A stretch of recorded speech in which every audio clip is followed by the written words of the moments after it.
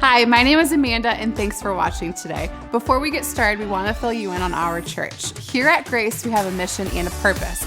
Our goal is to help people discover truth, decide on Jesus, demonstrate change, and deploy for others. If you're looking for a church, we would love for you to come and be a part of what God is doing here at Grace. You can check us out on Facebook, Instagram, or YouTube. We would also like to invite you to one of our Sunday morning services. Check out ohiograce.com for a list of campuses and service times in your area. We have a great time gathering for music, hanging out, and learning about who God is and how that affects our lives. Thanks for watching, and we hope to see you here next week at Grace. Well, hey, church, glad to see you guys this morning. And before we get rolling this morning, I want to give you guys a quick update on the new building. That building should be done in like 2 weeks, all right, which is crazy. And so we'll be able to move in at least part of that we'll be able to move in, and that will help us on Sunday mornings. The indoor playground that's going in, that will actually be assembled throughout the month of November. And so that we're calling the hangar play space. And again, that's our plan is we're going to open up that to the community during certain hours of the week. And our goal is that kids will mingle with each other, our kids and kids that aren't here will be together and hang out with each other and play with each other. And then also for us as parents and grandparents, as we bring our kids and our grandkids, that we be able to mingle with people from outside these walls as well. And so we're excited about that. And right now, the playground, which is built in Wales, okay, in the UK, right now is in the middle of the Atlantic heading this way, all right, which is kind of weird to think about. And so it's coming to the New York port, and which we almost had an issue with that strike going on. They weren't going to send it, but we're good with that for now. And so then it'll be put on a train, it'll head to Cleveland, and then from Cleveland, it'll be put on a truck, and it's going to head here, okay? So that's how it comes in containers. And so we're excited about that. Along with that, what we'll be able to actually use even sooner during the month of November is we'll have 2 new classrooms that we'll be able to use, which if you are a parent in here, you know, if you've been back there, we desperately need space. We got kids meeting everywhere, hallway. I mean, there's like kids all over the place, which is cool, all right, which is good. That's what we want. But we need space. And so we're getting that space, but along with that space, we're able to split our kids up a little bit more. We also need help. And I know a lot of you guys, as I've talked to you, you have expressed to me that, hey, you know, you've been looking for ways to try to like get involved here at Grace, and that's awesome. This is what you should do. You should serve your church in some capacity.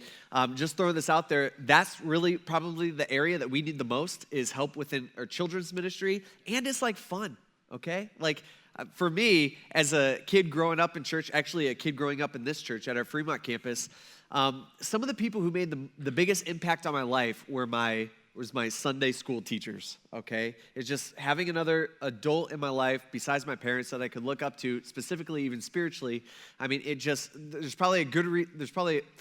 a good chance that I wouldn't be standing here today if it wasn't for some of them. And so I'm just saying you could be that in kids' lives here in our own community. And so I just want to throw that out there, that it's good for you to get involved that way. And so we specifically need help, and we want to share the truth and the love of Jesus to as many kids as we possibly can, but we can't do that without you, okay? So that's just the reality of it. And so if that's something that you're interested in, or maybe not even interested in, but you're like, I've guilted you enough, and you're like, okay, I'll do it, you know. If you want to be involved in any capacity, you could go to the information center. We'll get you signed up there. You could go talk to Toria over at the kids desk. She'll be able to answer any question that you might have. You don't even have to teach. We have more than one person in the classrooms and stuff. And so it's just a really good thing, and it's really impactful thing for us to do. So throwing that out that way, do you guys feel guilty enough? Oh, a laugh. Okay, that's not good. All right. All right, just throwing that out there. It's good for you, and it's good for our kids. So, okay, cool. You ready to get started? All right. I got a question for you, kind of kick us off this morning. How many of you have people in your life that you look at them, or you just simply from knowing them, that they're just like different? You know what I'm saying? I don't know how to say it in a nice way. Like, they're just different, okay? Don't look at them. Don't poke at them. I see some of that going on. I saw that. But they're just different. Like, it's not even, you can't even tell like on the outside. It's just the more you get to know them, the more different you see that they are. Like they just have to do things differently than just ordinary people. And for a lot of those things you've noticed in their life, and you're just like, there's not even really a good reason that you do it this way. You know what I mean? I got this friend who he just, I don't know why this is. He just has to be different in some of these areas. One of the things that he does is he has to back into a parking spot. Any of you guys do that? All right, like every time? Okay, I don't understand that. I don't get it. All right, it takes longer. Okay, and I get you the takeoff afterwards is faster, but it's frustrating when I'm like, in the car with him or whatever, and he's taking his stuff. I'm like, I gotta go, and here we are taking our time, backing up, and then if it's not straight, then it's like you gotta, adjust and then try to back up again. Although he's pretty good at it because he does it all the time. But even when the parking lot is empty, he has to back up into a spot. I don't get it. Okay, same guy, all right, same friend. Whenever you decide a time to meet, like, hey, we're gonna meet at 7 o'clock, okay? He changes it to like 7:08, all right? Why? I don't know, all right? There's no good reason. Or 7:03, okay? He never does it like on the hour or anything like that. And so he does that, all right? That's different. He also leaves the plastic film on all of his electronics and his appliances. You know what I'm talking about? Any of you guys, do people leave that on? To me, one of the most satisfying things in life is peeling that off. You know what I mean? It's like perfect. You get what I'm saying?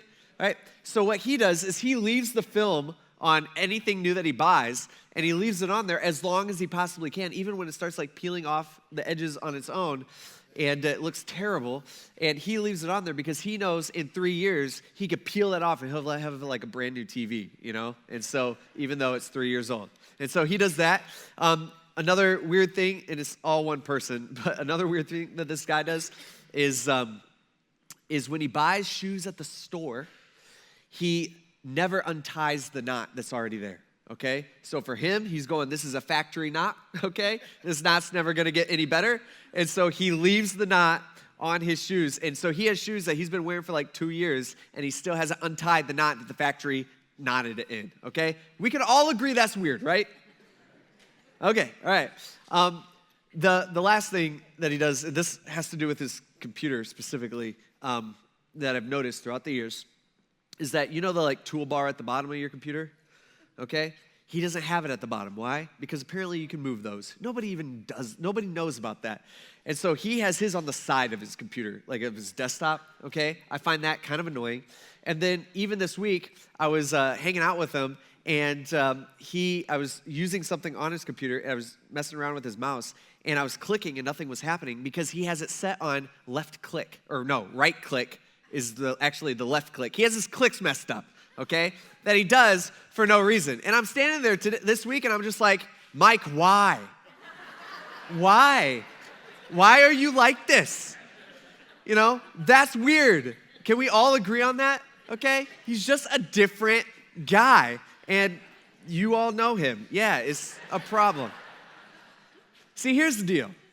All right, God calls us as Christians to be different. Not necessarily Mike different, but just in general, to be different than the world around us. And so today, what we're going to be doing is we're going to begin looking at the life of a man who lived 2,629 years ago or so, a guy who we know, who maybe we've known from Sunday school ever since we were really little, a guy named Daniel. And so for the next few weeks, next month and a half or so, as our nation gears up for this election, and as the media and just everything is happening, and as we live through the consequences and the chaos that comes with that, no matter which side wins, here's the deal. We should be asking a question. And the question we should be asking is, how does a God follower navigate secular culture and political chaos? All right, how does God want me to live during this season that we're all in? How do I, as a believer, when my boss isn't interested and my professor is completely against God and my friends are always pulling me in another direction and our government leaders and our president doesn't value the things that I value, and when the world is in opposition to the way of life that God has called us to live, how am I supposed to do this? Like, how do I do this? And so we're not the first people, I don't think, to ask this question. In fact, I bet that Daniel asked this question all throughout his entire life, and so that's what we're going to be looking at. Now, this morning, it's going to be a little complicated in the fact that we're going to go through some history okay? We're going to kind of set the stage for exactly what's going on in the world at the time that Daniel is living. We're going to talk about the world that he was living in. And so you're going to have to like focus in, okay? You with me on this before we get rolling? Okay. All right, let's start off reading Daniel chapter 1, verse 1. This is what he says. He says, in the third year, sets the stage. In the third year of the reign of King Jehoiakim of Judah, King Nebuchadnezzar of Babylon came to Jerusalem and laid siege to it. Now, a quick history lesson.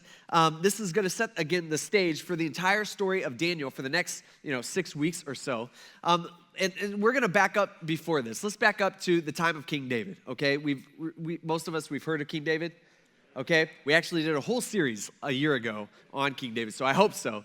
But David became king in about 1010 BC. Okay, that's kind of just to kind of put a year on that. And David, he reigned for about 40 years in Israel. Israel at the time is in the same place that Israel is today. So that part maybe you have in your mind. You can kind of picture where that is in the world. And so King David reigned. He was a good king. He reigned for about 40 years, and he kind of built up this nation, Israel. And when King David died, his son Solomon took over, and Solomon became king. And this is really where the height of the Israel, let's call it even maybe a small empire, hit its max. And so when King Solomon, when he was in charge, he was a builder. He was extremely wise. He was a good guy. He didn't follow God throughout his entire life. And so there's some issues with that. But he came back to God in the end. And Israel became rich. And Israel was extremely blessed on the way that they lived their life. Now, after King Solomon ends up dying, he reigned for about 40 years, just like his dad. And when Solomon dies, his son takes over and he becomes king. But his son is not as good of a king as King Solomon. And his son is kind of harsh and nobody wants to be friends with him. You know people like that? Okay, that's King Solomon's son. And so the nation comes before King Solomon's son, and basically half the nation says, we don't want you to be our king, and so we're leaving. We're going to go start our own thing. And so the nation of Israel actually splits in half. You got a northern kingdom and you got a southern kingdom. The northern kingdom, they retained the name Israel, but they set up a new capital city, and they built a new capital city that was known as Samaria. And then the southern kingdom, they took on the name Judah, all right, and they retained the old capital, which was Jerusalem. Does that make sense? Okay, you got two kingdoms here. Now, Israel in the north, they're all Israelites, by the way. They're all Jewish people. But Israel, the name Israel, in the north, that northern kingdom, they go downhill fast, all right? Things are not good. Every single king that they have that reigns over the northern kingdom, they all refuse to follow God, and they are all messed up, and they are all evil. But God is patient with them, and God is patient with that kingdom. And so he waits, he gives them 208 years to try to repent. And during that time, he sends prophet after prophet after prophet. Guys that maybe you've heard of before, guys like Elijah and guys like Elisha and Amos and Jonah and Hosea and all these guys. And very, very, very, very few of those people actually end up listening, and none of the kings listen. And so after 200 years, God allows this new world empire that has appeared kind of in the east at this time, this world empire called Assyria, to conquer Israel, the northern kingdom, and basically wipes the northern kingdom off the map. This happens in 722 BC, okay? Now, Judah in the south, all right, things are going a little bit better for them. They have some good kings. They have some bad kings. And because of that, all right, God blesses them, from time to time when their good kings are reigning. And God protects Judah from Assyria because at that time they had a good king. His name was King Hezekiah that God protected them from. And so Assyria, they don't take over Judah. It's a big thing. You can read about it in the Old Testament. And God protects them. And he protects the nation of Judah for about 120 more years after the northern kingdom has fallen, until the last good king, this guy named Josiah, is ruling over Judah. Now, Josiah, during his reign, this is when Daniel grew up, okay? Daniel grew up during Josiah's reign. But eventually, Josiah dies unexpectedly in battle with a pharaoh called Necho from Egypt. And when that happens, things are a mess within Judah. All right, the common people, they kind of take over, and they appoint Josiah's son named Jehoiahaz. Okay, I get, tough name. All right, Jehoiahaz as king Jehoiahaz is an evil king. He has nothing to do with God. He doesn't want anything to do with God. And he only reigns for about 3 months. Because in 3 months, Pharaoh Necho comes back through. He stops in the land of Egypt, or he stops in the land of Judah. And basically, he's like, who's this guy? All right, I didn't say you could be king. I conquered you people. And so I'm the one who gets to choose the king. And so he has Jehoiahaz arrested and shackled. And he takes Jehoiahaz as prisoner. And he puts Jehoiahaz's older brother, Jehoiakim, okay, a little complicated, as king over Judah. And Jehoiakim, who's right here, Jehoiakim is also an evil king. During this time, God sends a prophet specifically. He sends several prophets, but specifically the prophet Jeremiah. We have his works in the book of Jeremiah in the Old Testament. And Jeremiah warns the people over and over and over and over again that they need to come back to God, that God, if they didn't change their ways, that God would kick his people out of the promised land, and basically nobody listens. And so 3 years later, there's a nation rising in the east, a nation that will challenge the Assyrians. In fact, they defeat Assyria. They're the new kid on the block when it comes to world empires, and this nation is called Babylon. And it's 605 BC.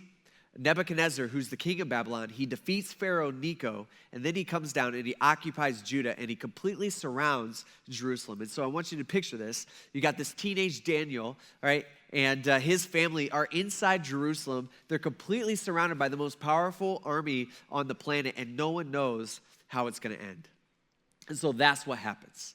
And so the Lord, Daniel says, handed King Jehoiakim of Judah over to Nebuchadnezzar. Notice, by the way, there is no battle, right? There is no big fight here for Jerusalem. All right, this isn't that God loses a fight. It's not that the Babylonian army, which, by the way, again, was the greatest the world had ever seen. All right, it wasn't that they were more powerful than God. It wasn't that God couldn't protect him if he wanted to. It wasn't that, oh man, like God tried, but he was just defeated. All right, that's not what it was. All right, this was a judgment that God allowed, all right, to happen to his people, because Israel, they had chased after fake gods and they had copied the nations that were all around them. And so God had sent prophets after prophet after prophets warning them, warning after warning after warning, saying, hey, here's the deal, you guys, I will have to punish you. I don't want to punish you, but I love you. Remember, God punishes those that he loves. He says, I will have to punish you. You don't like the path. You're not going to like the path that you're going down. This is not what you need. You need to come back to me. But they did. And so he did. And he uses Babylon to kick them out of the land that he gave them. And God allows this to happen to get his people's attention.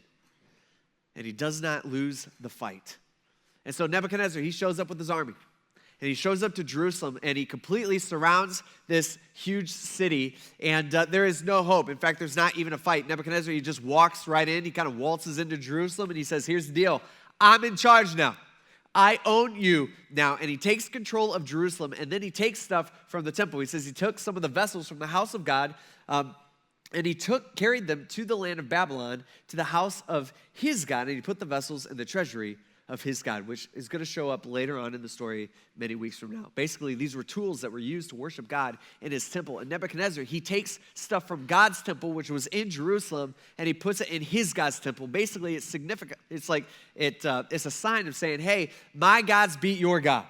All right, my gods are more powerful than your gods. Your God is defeated, and so we got his stuff in the treasury of my gods. And not only that, but check this out, but the king ordered that Ashpenaz, his chief eunuch, to bring some of the Israelites from the royal family and from the nobility. Actually, it's more like kidnap, okay? And these guys were young men, right, without any physical defect. They were good looking and suitable for instruction and all wisdom. So, by the way, if you're a middle school girl, okay, in here, I'm just throwing this out there. These guys are about 14, 15 years old. So what's that, like 8th grade? And they're no physical defect, and they were good looking. So code word for you, they were hot, okay? Let's just put things into perspective for that group of people, okay?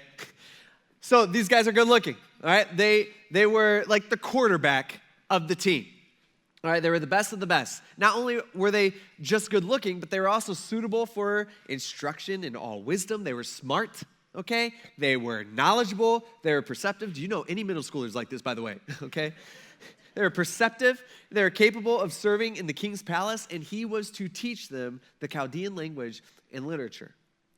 And so the king assigned them daily provisions from the royal food and from the wine that he drank, and they were to be trained for 3 years, and at the end of that time, they were to attend the king. And so among them, from the Judahites, were Daniel, Hananiah, Mishael, and Azariah. All right, so here we got these 4 guys. Nebuchadnezzar, he comes in. He defeats their city without really even having a big fight because the city just crumbles before him and just they surrender. And Nebuchadnezzar takes the best and the brightest, and Daniel and his 3 friends were picked. Why? Because they were the best and they were the brightest. These guys were like the Ivy League, man. All right, these guys were like the 5-star recruit. And that's just kind of how the Babylonians did it. See, the Babylonians, they were much, much different than the previous world empire, the Assyrians, okay, who took out the northern kingdom of Israel. Remember them? Okay? All right, they were much, much different. The Assyrians were brutal people. In fact, you remember the story of Jonah? Remember like all the way back to Sunday school? All right, we're doing Daniel and Jonah. Here we go. All right, remember Jonah all the way back in Sunday school where God goes to Jonah, who's a prophet, and he says, hey, this is what I want you to do. I want you to carry a message to Nineveh. All right, Nineveh, by the way, was the capital city of Assyria. And I want you to go and I want you to tell them that I see what they're doing and I don't like it and that I'm going to come and I'm going to punish them all. Okay? And so I want you to warn them, maybe they will change their ways. And Jonah, in his mind, he was just like, no way, God. I don't want to go to them. Why? Because they don't deserve a warning. You should just punish them now because these guys are brutal. They're messed up. They're evil. Like, God, have you heard about the things that I've done? And remember what Jonah does? He runs the opposite way. See, the Assyrians, when they would conquer a city, they would take everything that has value. Right? If anything had value, they would take it. Right? They would take the kids, all the kids in the city, and if they survived the attack, they would take all the kids and they would turn them all into slaves. They would hook the kids through their noses with a hook, and then they would string them to the next kid, and they would have just long lines that they would make them walk all the way back to Nineveh, right? With these kids as slaves with hooks in their noses to remind them, of who they are now.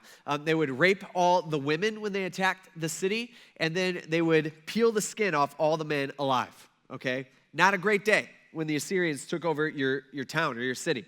And so those were the Assyrians. They were known for being brutal. They would pile up mountains of heads of people that they would behead after they would skin you alive. And it was just a sign saying, oh yeah, the Assyrians were here, all right? And so the Babylonians were not the same. The Babylonians were a lot more like sophisticated, if that makes sense. Sure, they would go in when they conquered a city and they would kill most of the people. They just wouldn't do it as ruthlessly, all right? And people appreciated that. They would take the kids as slaves like the Assyrians would, but they would not hook them through their nose. Instead, they would take them 900 miles to the city of Babylon, which at this point in the history of the world was the largest and greatest city in the world. And they would hope that the kids would get hooked on how beautiful and how impressive the city was. Because the Babylonians, they knew that once they got you to Babylon, you wouldn't want to leave. And so as Daniel and his friends got to Babylon, as they're walking through the streets and they're seeing towers and they're seeing huge walls and they're seeing everything that's going around them, as they're wide-eyed and mesmerized by the city that's around them, the Babylonians are telling them, they're saying, hey, you get to live here. Like, check it out. All right, check out all we have to offer. Check out how beautiful the city. You get to eat our food. You get to wear our clothes. You get to worship our gods. You get to do what we do. You are one of us, and it's awesome being us. All right, like we get to rule. You get to help us rule the world. All right, take a look around. Actually, this week I was reading from an ancient historian, this dude named Herodotus, and he was describing Babylon, and he lived just a couple hundred years after. But he was describing Babylon, which, by the way, was located in modern Iraq. And he described Babylon. It was 196 square miles, okay? That's a big city, okay? That's like 2.5 Clevelands, just to put things into perspective. And so so it was a huge city, ancient city. It had a wall around the entire city. The wall itself was 311 feet tall, okay? Super tall. And it was 87 feet thick. In fact, the wall was so thick that they would take chariots around the wall, all right? You could ride in chariots around the wall. And then the wall around the palace was 420 feet tall. And so just to put things into perspective, like, you know, the dragster at Cedar Point that was supposed to open this year and never did, I don't know, you know, just sits there, all right? That was as tall as the wall around the palace of Babylon. I mean, this is huge. It's so difficult for us to even imagine what this could have possibly looked like. Not only that, but through the city was built on the Euphrates River, and they actually diverted part of the river to go through the city, and it just kind of meandered around the city, and they had like river walks around it and made it super beautiful. Not only that, but one of the 7 wonders of the ancient world was actually located within Babylon. The Hanging Gardens of Babylon, if you've heard of that, right? Those were located in Babylon, and so Babylon was known for being beautiful, and it was known for being unbelievable architecturally, and it was known for being rich. And so compared to anywhere else at the time, I mean, Babylon was like a paradise. And so they marched Daniel and his friends through the city. It's almost like they're dangling a carrot in front of their faces saying, hey, you need to conform. You need to be one of us. Now, for a lot of us, if you grew up in church, all right, if you grew up in the 90s, I think a lot of us, we naturally think of like VeggieTales and stuff. We think Daniel and the Lion's Den. All right, let's not think that, okay? All right. Or maybe if you're, older than that, you think of like flannel graph, like thing. I don't even know how that worked, but flannel graph thing like on the board in Sunday school. I think for a lot of us as church people, growing up in church, I think a lot of times it's easy for us to kind of view Daniel as like a fairy tale, just kind of how we grew up. But Daniel was a real kid who lived during a real time and who had to face real problems. And so if you have teenage sons, like 8th graders, right, 14, 15 years old, I'm just saying, right, he may have been a lot like your kid. Only Daniel had seen so much more. He had seen his country defeated. Maybe he had seen his family killed. Right, his city and home had been destroyed. Right, God's temple had been completely disrespected. He had been taken to a foreign country. He was forced to work for a ruthless leader. Not only that, and I think probably the worst thing, is Daniel and his friends were probably made eunuchs, okay? So that means like get out the shears and sorry, buddy, I don't care how old you are for a 14-year-old kid. Like, that's a bad day. We can all agree on that? All the men in here say, yeah, okay? Jeez. That's a bad day, man, all right? Not only that, but think about it. Think of the consequences besides how horrible that would be, all right? Think of the consequences. He has to deal with the reality of he's never going to have kids on his own, right? And he's only 14. Like, this is a terrible thing. And then he has a 3-year indoctrination program where they're going to re-educate him and try to teach him to think their way.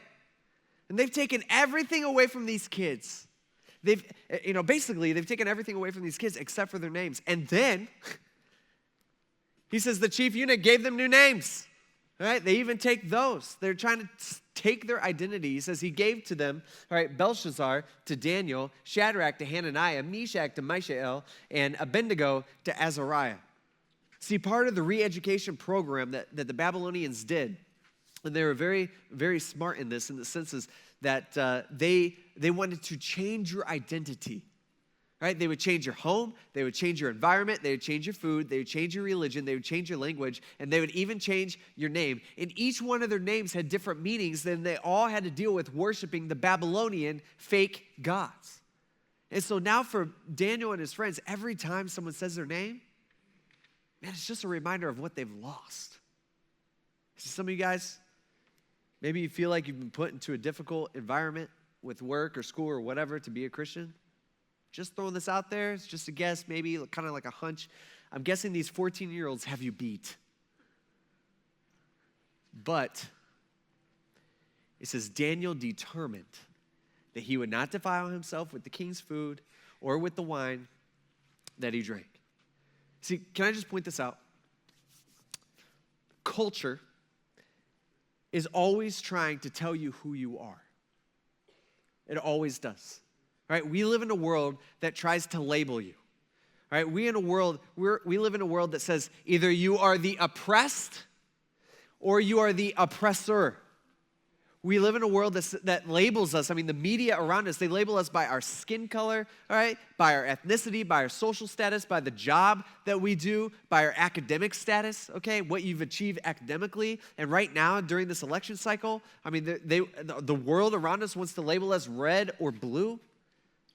See, the world tries to label us by the things that we've done. Sometimes it's good, sometimes it's bad. Maybe for you, it's some like award that you've run, or you're the person that always wins the awards, or you built this company, or you're that community leader.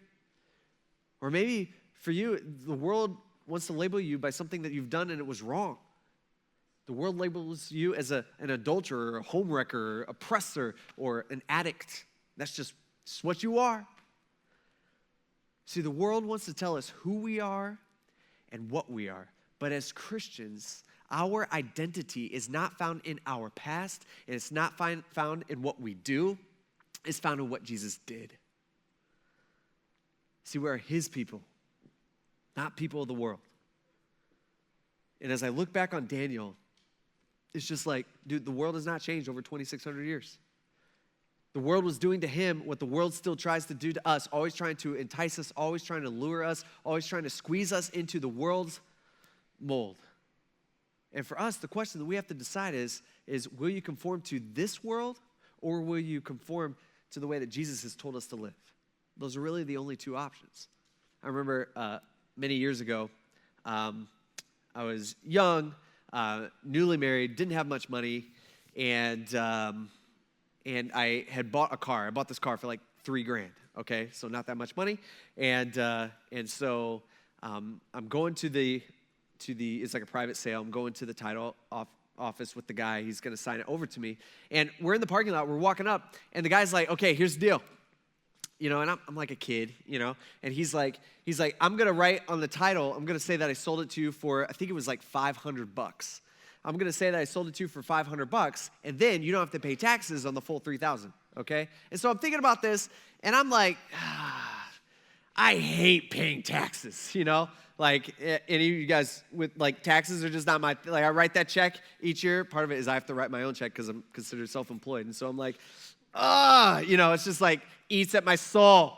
And it was back then too. And so I'm just like, that sounds good, you know? But as he's looking at me and I have to answer him, I'm just like, man, I hate, you know, I have all these things going through my head. I'm like, I hate paying taxes, and they're going to waste it anyway and give it, you know, like it's better off it stays with me. This will save me a few $100. Like, that sounds pretty good. And I'm thinking to myself, but then I'm like, but it's wrong.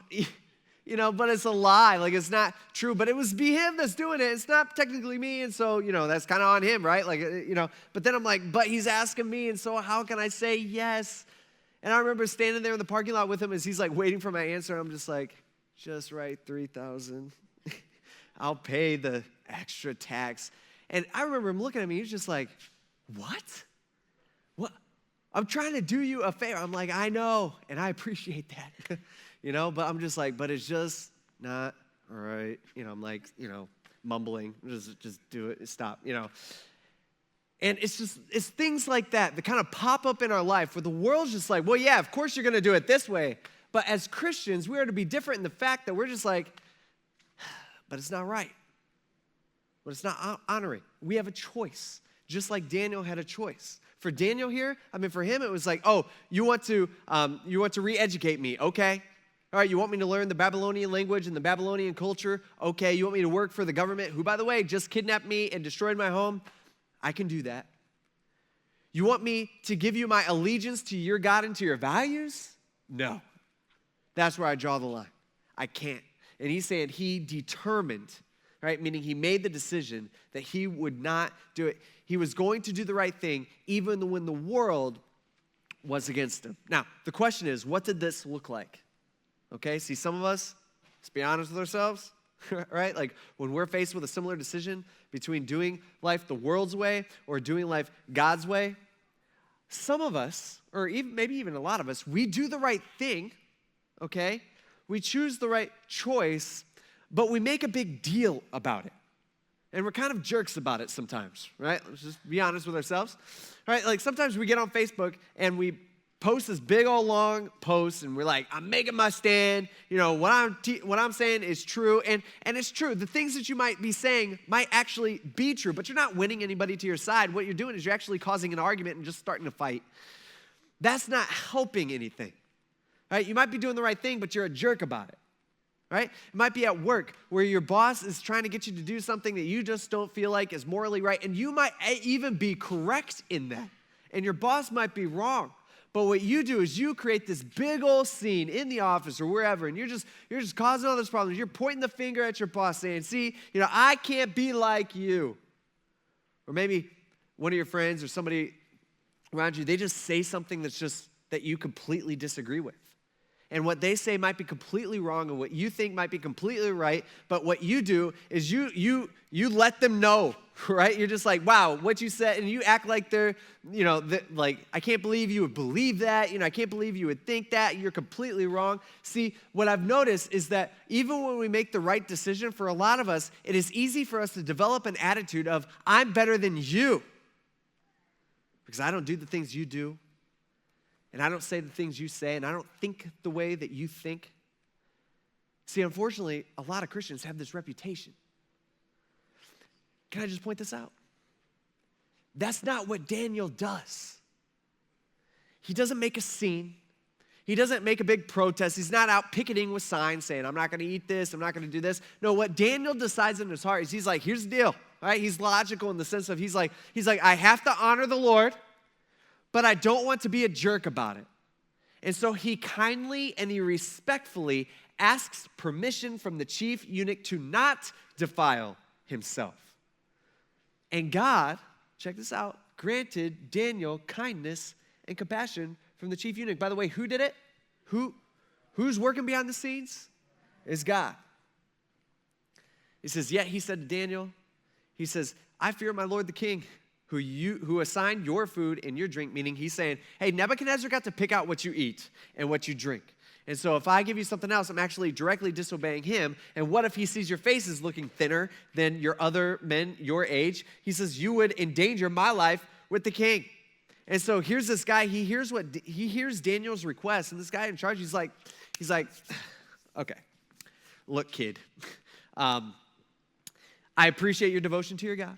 Right? That sounds pretty good, but I don't think you understand the way things work around here. If you don't eat the good food and you get all like weak and pitiful looking and stuff, you know, then I'm the one who gets, check this out, killed. All right? They will kill me if you even just look weaker because I've gone against the king. And so Daniel, at first try, he gets completely rejected, right, by this guy. This guy's like, no, can't do that. Here's the reason. It's a pretty good reason, by the way. I think we can all agree. He's like, I might die because of you. And so Daniel, he comes up with a plan. He says, hey, what about this? And he tries again. And by the way, he's still not a jerk about it, okay? That's what he says.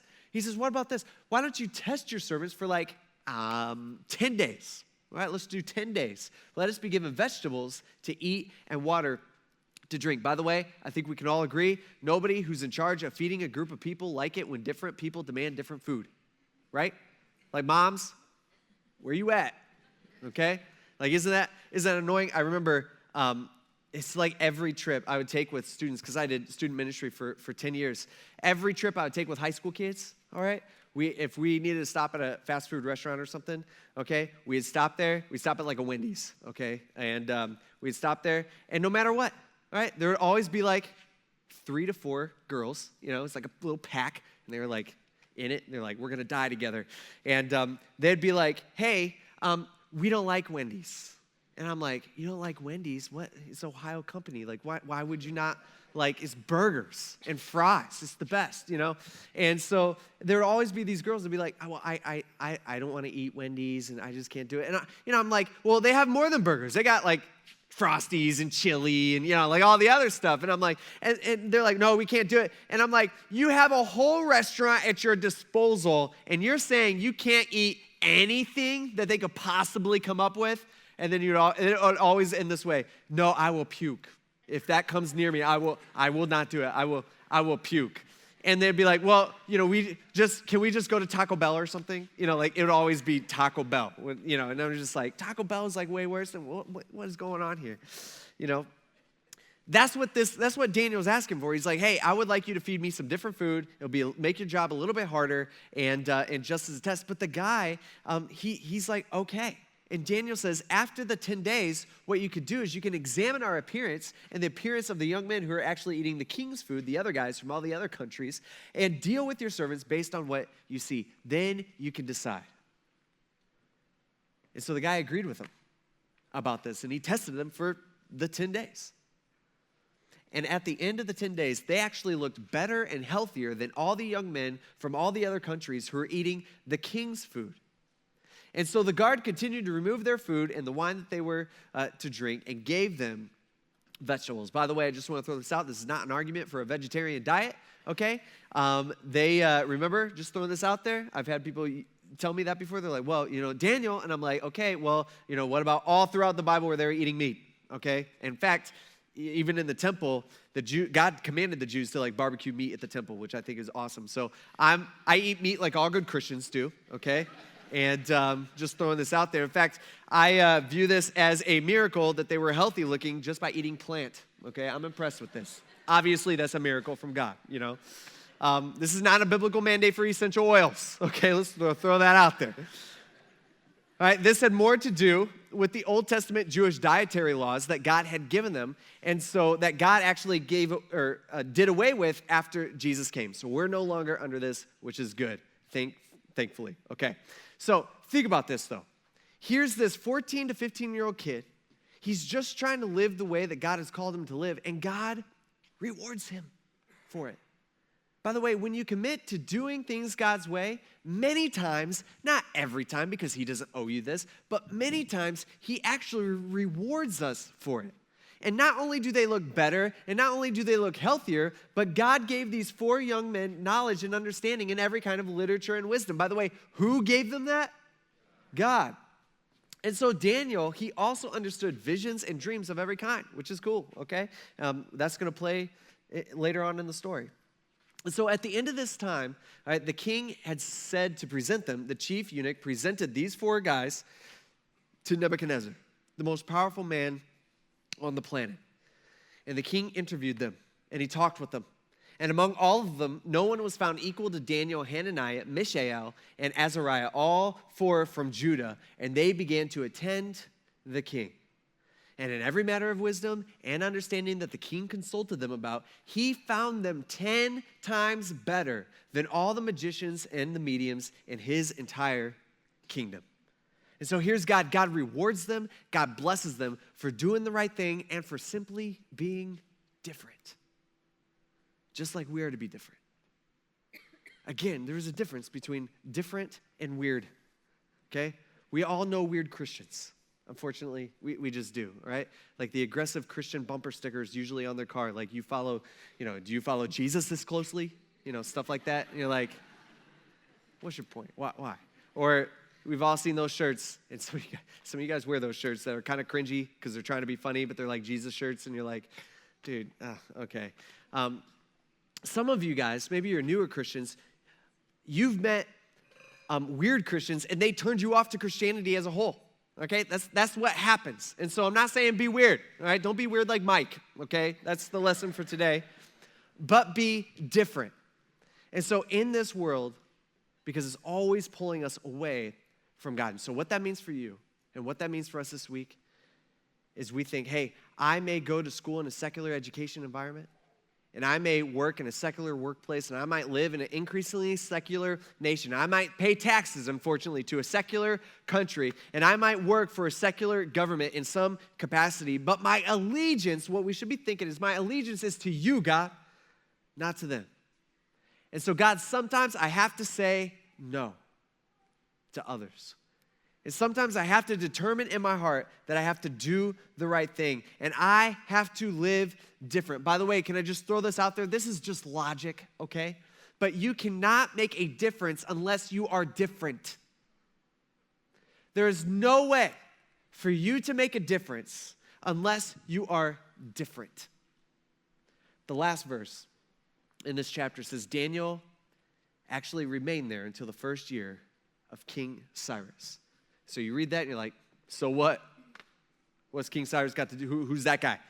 Right? The deal is King Cyrus is not a Babylonian. And we'll see how this all plays out. But just a reminder, especially within the season, that kingdoms rise and nations fall, but God remains the same. And so Daniel's not just going to survive Babylon, Daniel's going to change it. And so here we have these 4 16-year-old God followers at this point, after their 3-year schooling, in the heart of an evil empire, serving the king who destroyed their nation, their family, their hopes and dreams, serving the king who took everything that he could from them. And we will find throughout the next few weeks that it is possible to live in Babylon without Babylon living in you. Let's pray. God, we thank you for the story, and I'm personally excited about diving into this over the next few weeks. God, we ask that you help us, especially with what's going on in our nation right now and with elections and just all the chaos and just everything just seems to be a mess. God, we know that while our nation will change and nations rise and fall, you never do. And that you're something that we can anchor our life to. And God, help us as believers. Help us to do that. God, we need your help. Help us to live our life this week specifically as we go into work or school tomorrow, whatever that might look like. All right, help us to be different. Not weird different, just different in a good way. And help us to live our life the way that you call us to. God, we ask you and we beg you for this in Jesus' name. Amen. Thanks for watching, and we hope to see you here next week at Grace.